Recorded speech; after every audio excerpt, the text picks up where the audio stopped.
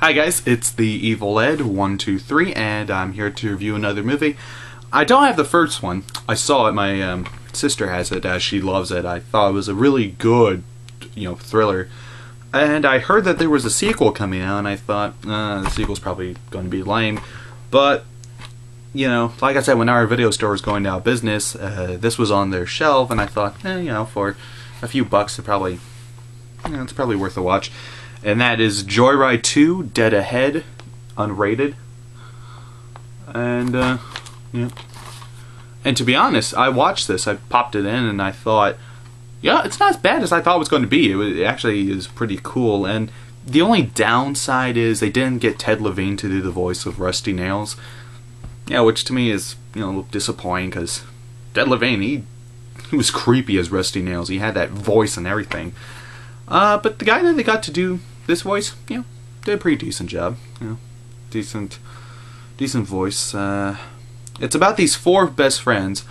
It's about this couple on their way to the husband's bachelor party, and the sister and the wife's sister joins along, and then she gets one of this guy that she met on the internet, this gothic emo-like guy. And it's, crazy stuff ensue when their car breaks down in the middle of the desert, and they walk for miles, and they stop by this house. The house is deserted. It looks like no one's lived there for years.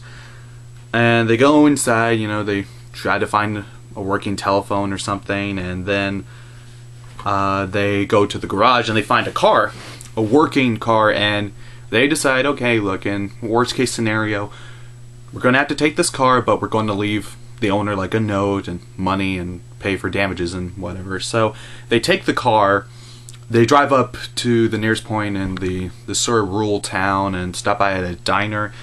And then the girlfriend leaves, the wife leaves like her cell phone number and contact thing to the guy, and as it turns out, it's Rusty Nails' house, and he calls her as a Goldilocks as a sort of play on like candy cane.